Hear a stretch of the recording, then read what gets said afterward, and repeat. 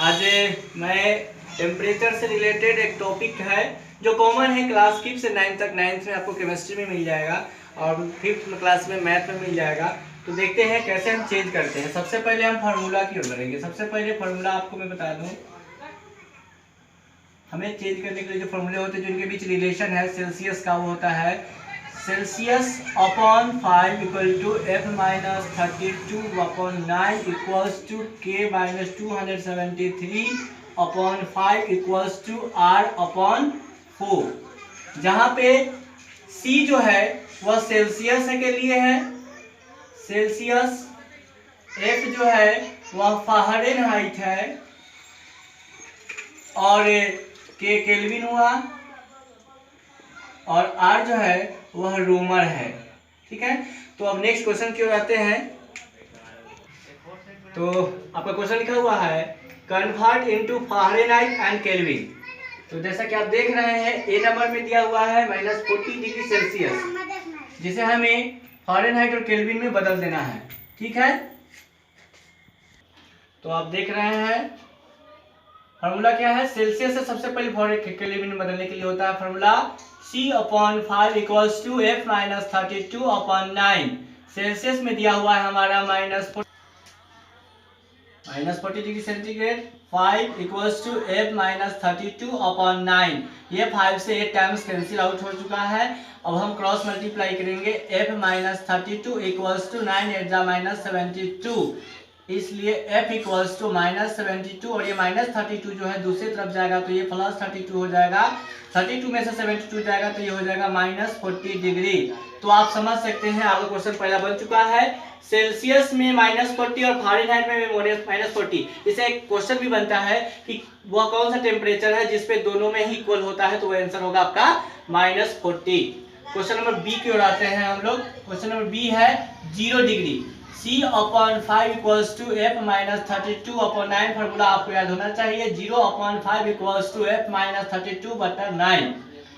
आप ये 0 हो चुका है तो क्रॉस मल्टीप्लाई कीजिएगा तो F माइनस 32 इक्वल्स टू 0। अब क्या होगा, -32 दूसरी तरफ जाएगा तो ये हो गया 0।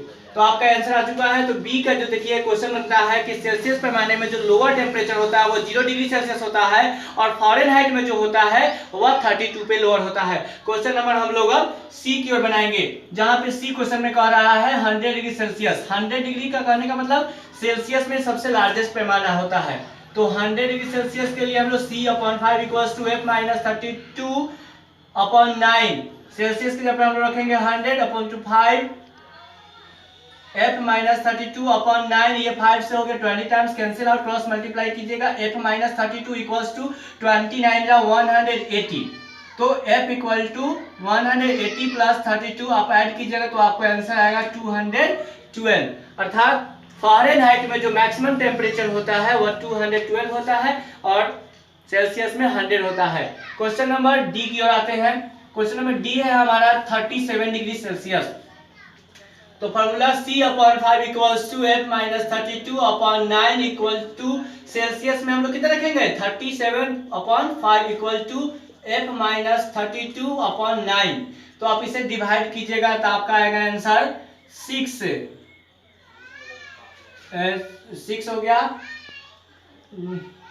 6 5 30 7 होगा 7.4।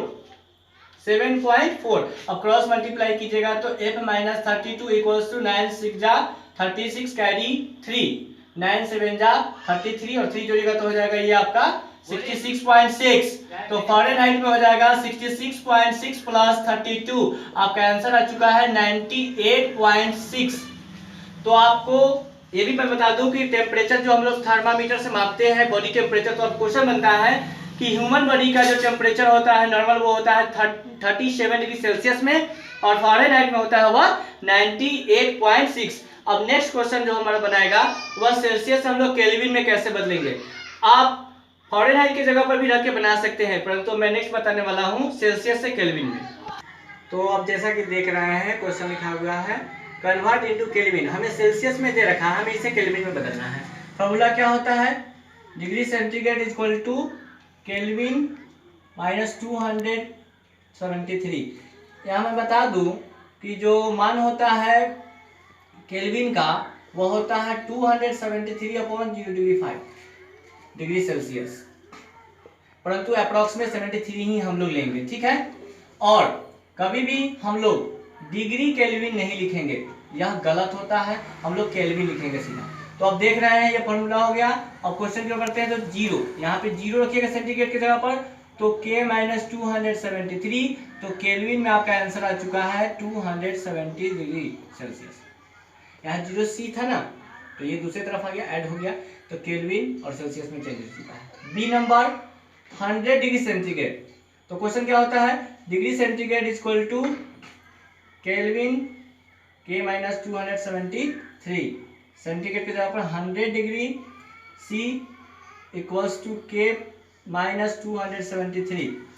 तो आप देख सकते हैं कि ये आपका आंसर होगा के, और ये दूसरी तरफ आएगा, ऐड हो जाएगा 100, इसमें ऐड हो जाएगा, तो ये हो जाएगा 373 डिग्री सेंटीग्रेड।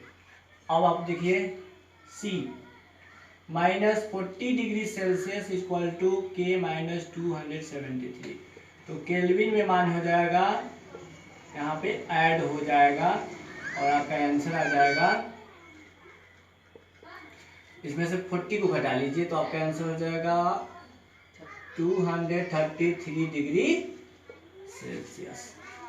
Thank you. और मैं चाहूँगा कि आप निरंतर वीडियो देखते रहें, और किसी भी प्रकार का दिक्कत हो तो टीचर वाइज आप संपर्क कर सकते हैं और पूछ सकते हैं। धन्यवाद।